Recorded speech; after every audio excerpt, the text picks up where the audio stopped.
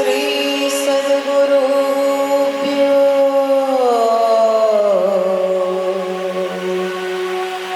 નમઃ. શ્રી સરસ્વતી નમઃ.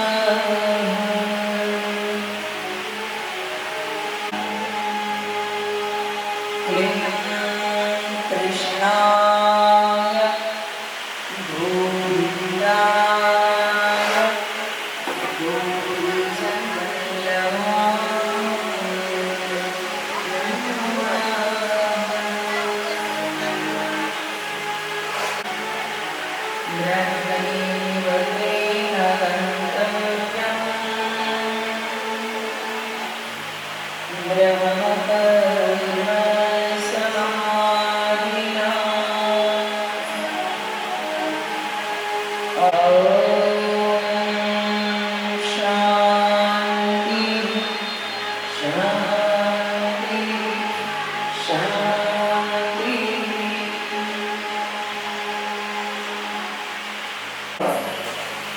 રેણુકાબેન કરુણાભાઈ લિંબાચિયા, ત્યારબાદ દલીબેન ચૌધરી ઓઢવાથી પધારેલા દલીબેન પણ વ્યાસપીઠ ઉપર દીપપૂજન માટે પહોંચશે.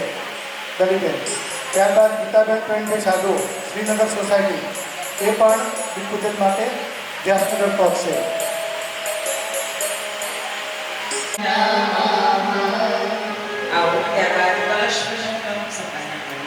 કળશ પૂજન માટે દક્ષાબેન ચેતનભાઈ નાઈ, પ્રાસા રેસિડેન્સી, પિંકીબેન વિજયકુમાર.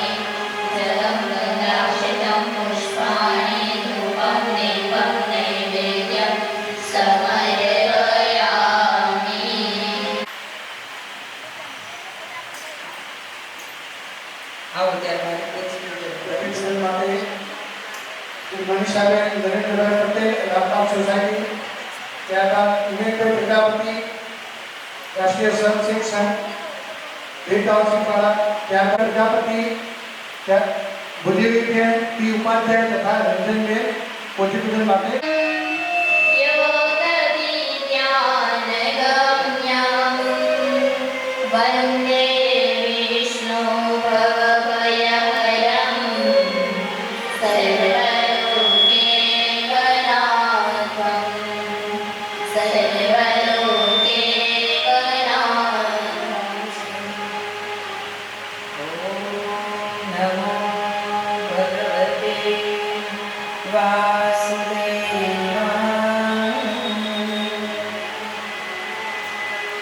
પૂજન કરવા માટે પહોંચશે શ્રી તરુણભાઈ ગાયત્રી શક્તિપીઠ પાટણ ટ્રસ્ટી, જેઓ ભારતીય સંસ્કૃતિ જ્ઞાન પરીક્ષા પાટણ જિલ્લાના સંયોજક પણ છે. ત્યારબાદ પહોંચશે શ્રી રમણભાઈ છગનલાલ પટણી, કાંતર પ્રજાપતિ યુદ્ધ ક્લબ પ્રમુખ. ત્યારબાદ નાથાભાઈ પટેલ લુણાવાડાથી પધાર્યા છે, તે નાથાભાઈ પણ આવશે. ત્યારબાદ શ્રીમતી પુષ્પાબેન બાબુભાઈ પટેલ સંદેરવાડા, પુષ્પાબેન બાબુભાઈ પટેલ સંદેરવાડા સગડ પહોંચશે. બાબુભાઈ, પુષ્પાબેન સગડ માટે પહોંચશે.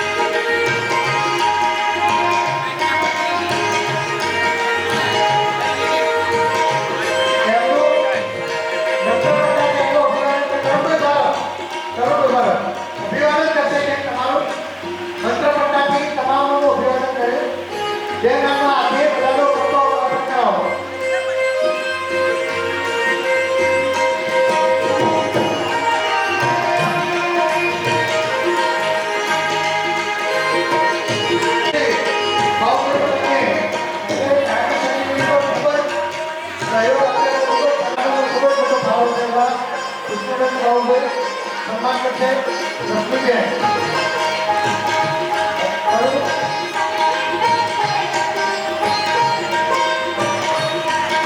મંત્ર પ્રસાદી એનું અભિવાદન કરશું.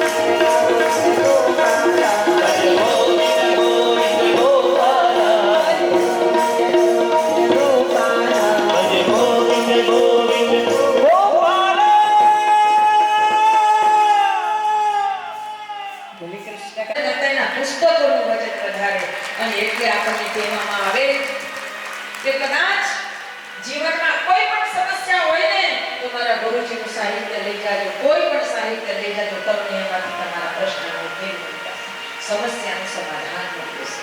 ગુરુદેવ કહેતા કે આ સમસ્યા તમારી સમાધાનમાં આવે. અને મને તો અનુભવ છે.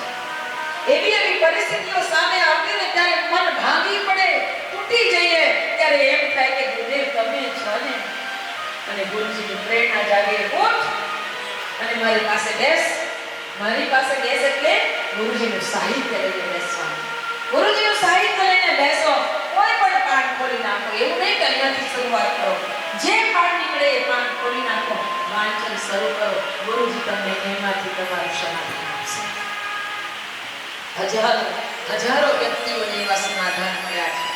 વડોદરામાં કથા હતી ને ત્યારે એક બેન નાના બે બાળકોને લઈ માથેથી છત્ર જતું રહ્યું હતું. એટલે એના બે બાળકોને લઈને મરવા નીકળી હતી. મરવા નીકળેલી સત્ય પ્રસંગ કહું છું, આની વાર્તાઓ નથી. મરવા નીકળેલી એ બેન અને આવી રીતે રોડ ઉપરથી પસાર થતા થતા આ શબ્દ સંભળાયા. એને એમ થયું કે મરવું જ છે ને તો થોડી કથા સાંભળી મળે તો ભગવાનનું ભજન થોડું કરતી જાઓ. અને એ અંદર આવીને બેઠી. અંદર આવીને બેઠી પછી બેસી જ ગઈ. કથા પૂરી થતા સુધી બેસી ગઈ, વિસરાઈ ગયું કે પોતે મરવાની પડી છે. અને આરતી થયા પછી છેલ્લે જ્યારે પોથી દર્શનમાં બધા આવે ને ત્યારે બે બાળકોને લઈને આવી અને ધ્રુસકે આમ બાજી પડીને રડવા માંડી. અરે બેન શું છે? અને ત્યારે એને કહ્યું કે આજે મારો બધો જ વિચાર માંડી વાળ્યો છે. શેનો બેન? શું કહો છો તમે? અને ત્યારે એને કહ્યું કે હું તો મરવા નીકળી હતી. હું તો મરવા નીકળી હતી, પણ આજે મને એમ થયું કે આ ગુરુજીએ મને બચાવી લીધી છે. અને આજથી હું સંકલ્પ કરું છું કે હવે હું આ ગુરુજીનું કામ કરવા માટે જીવતી રહીશ. અને આજે પણ એ કામ કરી છે. આજે પણ એ કામ કરી છે. સુભાનપુરા વિસ્તારમાં રહેનારી એટલે મારા ગુરુજીએ જે સાહિત્ય વાંચ્યું છે અને એને જે સાહિત્ય વાંચન શરૂ કરીને સાહિત્ય વેચવાની શરૂઆત કરી પછી કામમાં લાગી ગયા.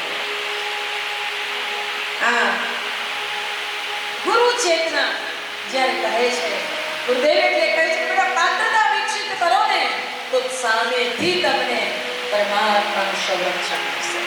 પાત્રતા વિકસિત કરો, બસ આપણી પાત્રતા વિકસિત થઈને તો પરમાત્મા આપણાથી દૂર નથી, પ્રભુ આપણી નજીક છે.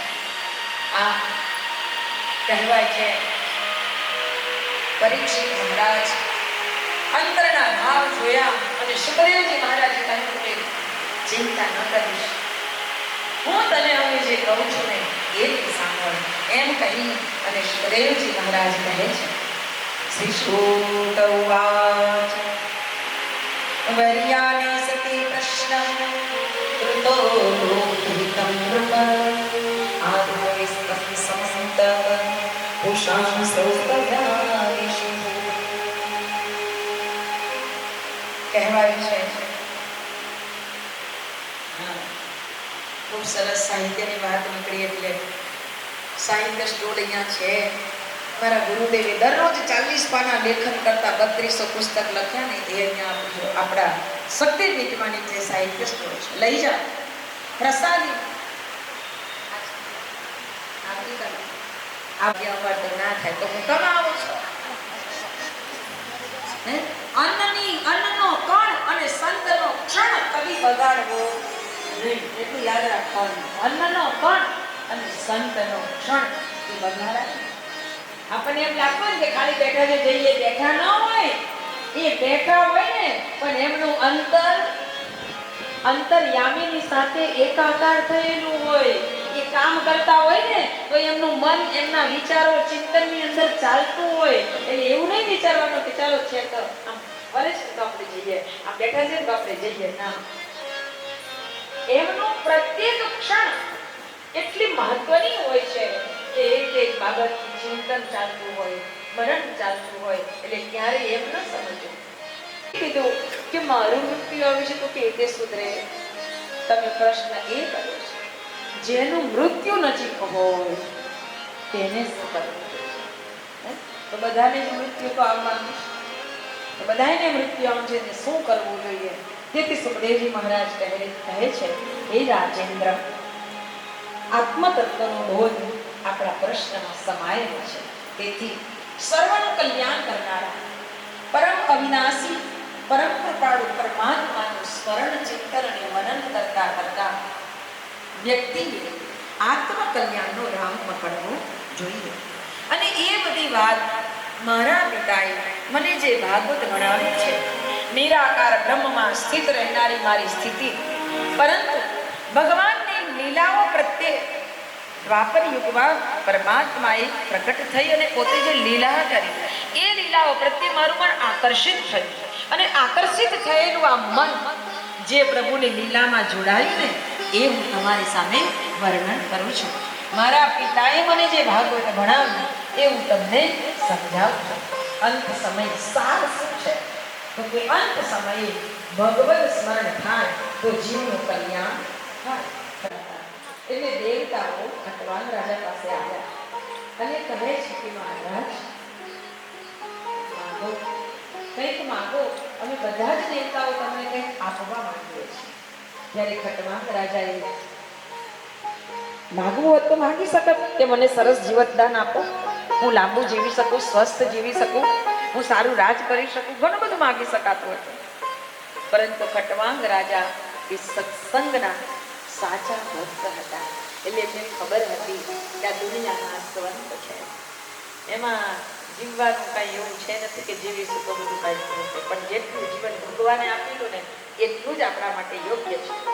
એટલે ખટવાંગ રાજાએ કહ્યું કે તમે ખરેખર કંઈ આપવા માંગતા હો ને તો એટલું કહો કે મારું મૃત્યુ ક્યારે છે, મારું મૃત્યુ ક્યારે છે. આ બહુ સિક્રેટ વસ્તુ છે, આ કોઈને જ ના ખબર હોય, કોઈ કહે પણ નહીં. ત્યારે દેવતાઓએ કહ્યું કે આ તો કહેવાય નહીં, પણ હવે તમે અમને એટલી બધી મદદ કરી છે એટલે હવે તમને કહીએ છીએ. અને કહ્યું, હે રાજા, તમારું મૃત્યુ અઢી ઘડી પછી છે, અઢી ઘડી પછી તમારું મૃત્યુ છે. તો તરત જ ખટવાંગ રાજાએ કહ્યું, બસ હવે તમે બધા જાઓ, તમે બધાએ અહીંયાથી વિદાય થઈ જાઓ. અને ખટવાંગ રાજાએ પોતાની મન, બુદ્ધિ, ચિત્ત અને અહંકાર ચારે ચાર અંતઃકરણને એક કરી અને ભગવાનના સ્મરણમાં પોતાની સ્થિતિ બનાવી દીધી. અંતઃકરણ એક બને અને એમાં જ્યારે ભગવાનનું સ્મરણ થાય ત્યારે સ્થિતિ એવી બની જાય, એકાકાર થઈ જાય. અને જ્યારે એ એકાકાર થાય એમાં અઢી ઘડી પૂરી થાય અને એ આત્મા પરમાત્માની અંદર સમાય જોઈએ નહીં. પરમ કૃપાળુ પરમાત્માના દિવ્ય સ્મરણથી આપણું મન એનામાં પૂરેપૂરું લાગી જવું જોઈએ. બાકી સંસારની માયા શક્તિ તો એવી છે કે જે આપણને ભગવાન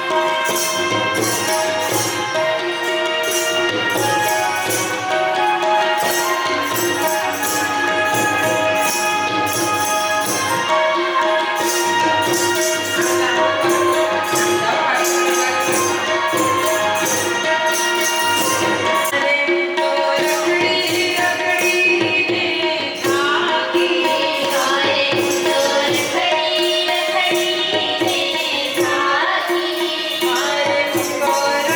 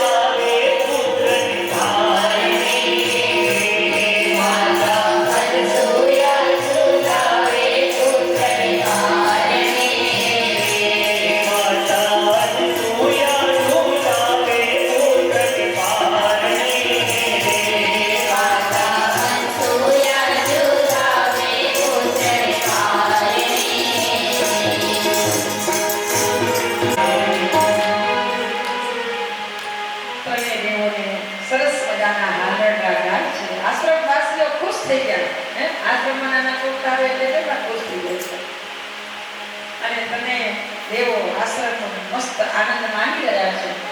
સત્ય વિચાર કરે છે કે આપણે પરીક્ષા કેવળ 3 કલાકની હોય. આ તો દિવસો વીત્યા પણ હજી દેખાતા નથી. હવે તમે ચિંતા કરવા માંડી, ચાલો જલ્દી, નહીં તો આ તો ખબર નહીં શું થાય. ત્રણેય દેવીઓ આવી માં સૂર્યના આશ્રમે આવીને કહે છે કે માં, અહીંયા 3 સાધુ આવ્યા હતા. માએ કહ્યું હા આવ્યા હતા. તો ક્યાં ગયા? અંદર. તે ત્રણેય એકબીજા મોઢા જોવે કે આ તો પરીક્ષા લેવાની, તો પછી આ અંદર જવાની ક્યાં જરૂર હતી? માએ કહ્યું અંદર છે જપ લઈ ગઈ. એ ત્રણેય અંદર ગઈ. હવે આશ્રમની તો નાની નાની ઝૂંપડીઓ હોય, એમાં તો કોના ખાંચરા હોય ને બધે જોઈ લીધું તો કોઈ દેખાયું નહીં. તો કે અંદર તો કોઈ નથી. આ નાના છોકરા જ છે. તો કે એક છે તમારા. તો બીજા ત્રણ છે એ તમારા વાળા જ છે. તમે લઈ લો તમારા જે હોય. ત્રણેય વિચાર કરે કે આ, તો કે હા એ. હવે કેમ શોધવા? ત્રણેય એક એક પાર પકડીને આમ ઊભી રહી. પછી આમ મનથી પૂછે તમારા વાળા છે. એટલે અંદર સુતા સુતા ભગવાન હસે. અને ભગવાન હસે ને એટલે પેલા દેવીને એમ થાય કે અમારા વાળા હસે ને એટલે જ હસી રહ્યા છે. એટલે લેવા જાય ને તો મોઢું બગાડે. એટલે પેલા પાછા ખસી જાય કે આવું ના કોકના હોય તો થોડો છે. પાછા ખસી જાય. આમ આ બારણેથી આ બારણે, આ બારણેથી પેલા બારણે દોડા દોડ કરે પણ કોઈ કોઈને ઓળખી શકતા નથી. એટલે ત્રણે થાકી ગઈ એટલે માં અનસૂયાના ચરણોમાં પડી છે. ત્રણેય દેવીઓને કહ્યું કે માં, અમારા સ્વામીનાથને જેવા હતા એવા કરી દ્યો ને. માને આજીજી કરી અને માં અનસૂયાએ ફરીથી ઠાકોરજીના ચરણોનો જલ લાવી અને અંજલિ છાંટી છે. ત્યારે ત્રણેય દેવતાઓ પોતાની યથાસ્થિતિની અંદર ત્યાં પ્રગટ થયા છે. માં અનસૂયાના આંગણાની અંદર આ જગતની ઉત્પત્તિ, સ્થિતિ અને લય કરનારો ત્રણેય દેવતાઓ પોતાની શક્તિ સાથે ઉપસ્થિત છે. ચારે બાજુ દિવ્ય દૈદીપ્યમાન વાતાવરણ નિર્માણ થયું છે. આખું જાણે કે બગડો બધો એમ શોભાયમાન થઈ ગયો છે. દિવ્ય પ્રકાશ પધરાયો છે. ત્રણેય દેવતાઓએ માં અનસૂયાને કહ્યું છે કે માં, માંગો કંઈક માંગો. અને ત્યારે માએ કહ્યું કે મને વગર માંગે આટલું બધું મળી ગયું. તમે તો મને માં બનાવી દીધી. હવે બીજું કેમ માંગવાની જરૂર છે? આટલું મોટું માતૃત્વ આપી દીધું.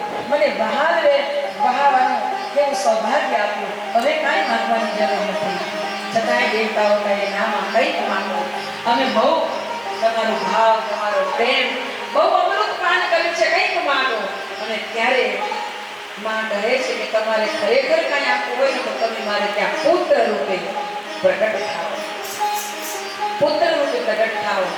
ત્રણેય દેવતાઓ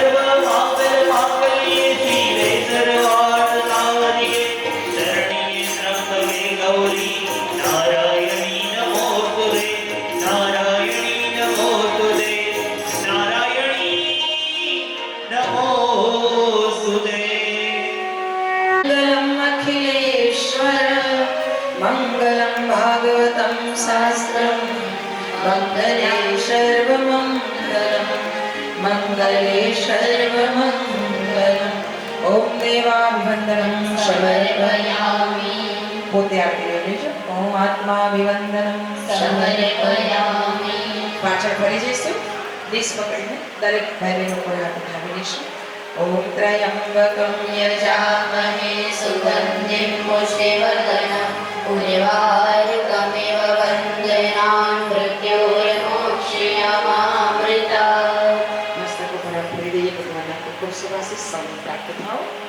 પ્લીઝ આ બાજુથી સાઈડમાં મૂકી પોતાની જગ્યાએ બેસી જઈએ ઓમ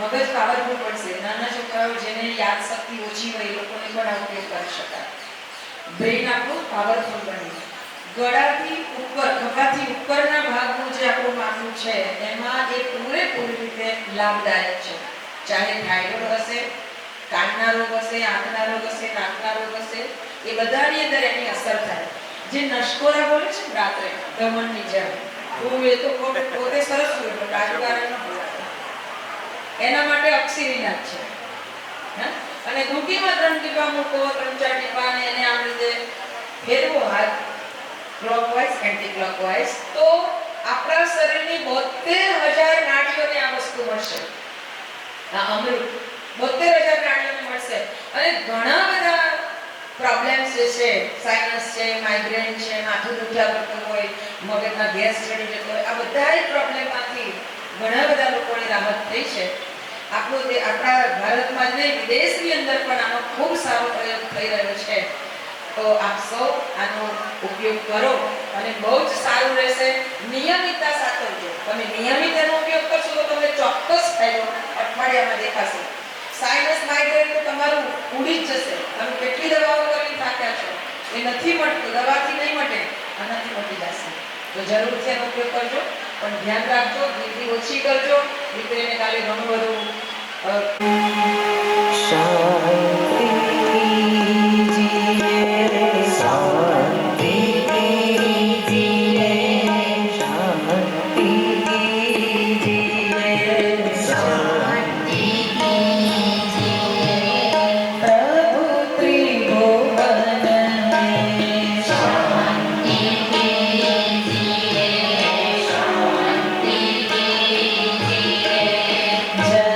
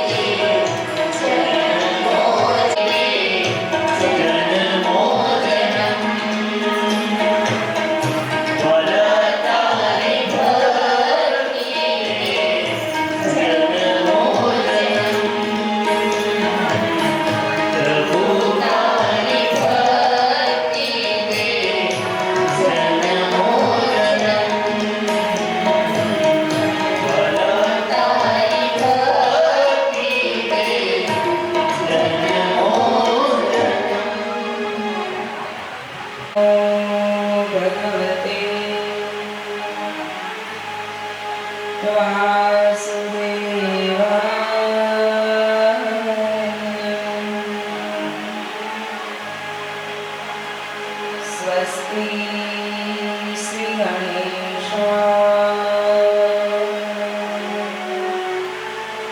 नमः।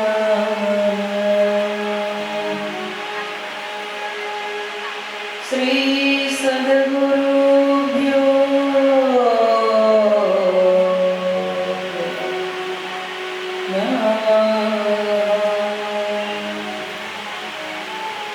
श्री सरस्वती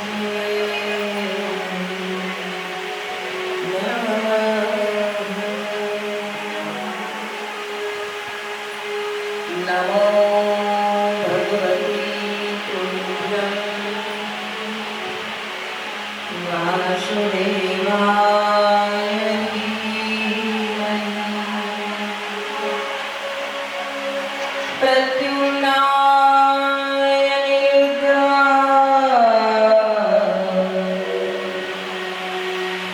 नमः शङ्कर्षणाय च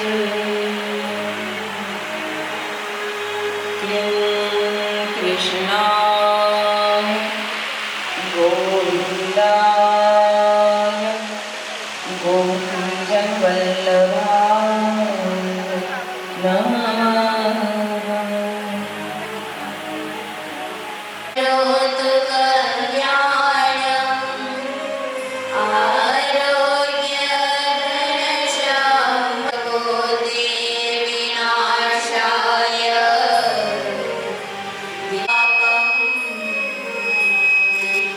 ज्योतिर्नमोऽस्तुते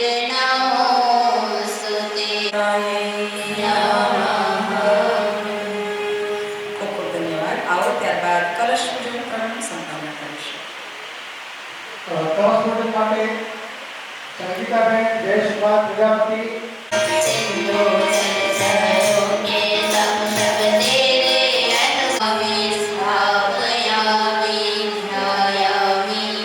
जलं गन्धाक्षतं पुष्पाणि धूपं दीपं नैवेद्यं शमने सद्गुरुं नमामि। ॐ मायातु वरदे देवी रक्षणे ब्रह्मवादिनी गायत्री छन्दसा मातः ब्रह्मयोनिर्नमलं भुजगशयनं पद्मनाभं सुरेशं विश्वाधारं गगनसदृशं मेघवर्णं शुभाङ्गं लक्ष्मीकान्तं कमलनयनम् ॐ नमो भगवते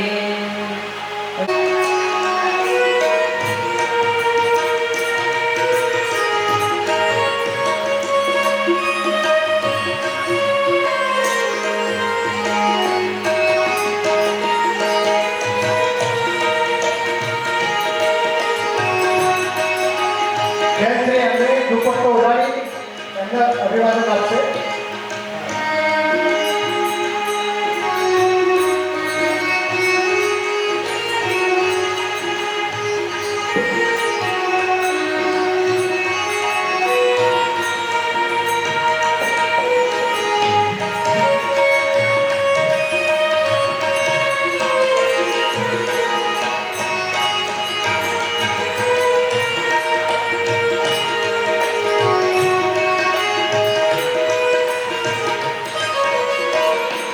आनंद बोधाम शीस संतापहारे सच्चिदानंद रूपाय तस्मै श्री गुरवे नमस्ते शारदे देवी सरस्वती मती प्रदे वसत्वं मम जीवाग्रे सर्वविद्याप्रदा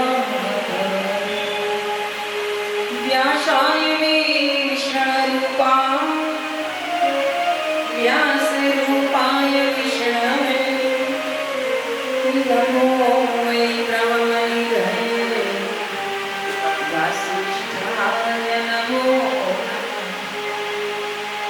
અંબુજેણ શ્રિયાણામ તત્રિજાચાર્યં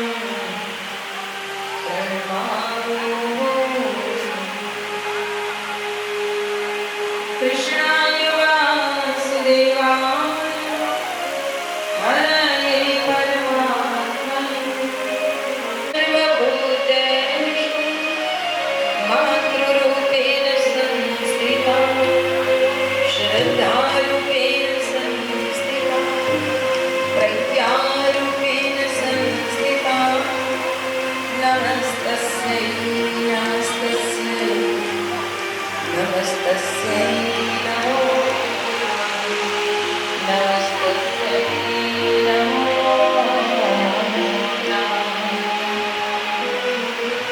ઓંકાર વિદ્રે વિનમેષણ વટસ્ય પત્રસ્ય પુટે શયાનં બાલં મુકુંદં મનસા સ્મરામિ બાલં મુકુંદં મનસા સ્મરામિ શ્રી કૃષ્ણ ગોવિંદ હરે મુરારે હે નાથ નારાયણ વાસુદેવ શ્રીહરે વિવસ્વામૃતને તદેવ ગોવિંદ દામોદર માધવેતિ ગોવિંદ દામોદર માધવેતિ વિક્રેતુ કામાચિન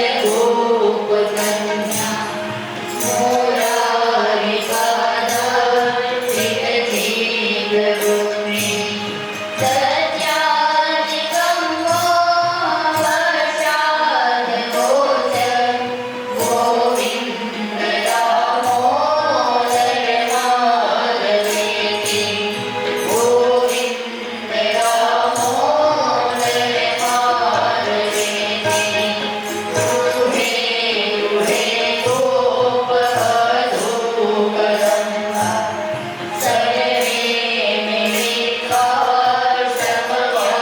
સમવ્યાપ્યયોગં પુણ્યાનિ નામાનિ પઠન્તિ નિત્યં ગોવિંદ દામોદર માધવેતિ ગોવિંદ દામોદર માધવેતિ સુખં સ્વયાનાં નિવહે નિવેતિ નામાનિ વિષ્ણોઃ પ્રવદન્તિ મર્ત્યા દેવી શ્રિतं તન્મયતા વ્રજન્તિ ગોવિંદ દામોદર માધવેતિ ગોવિંદ દામોદર માધવેતિ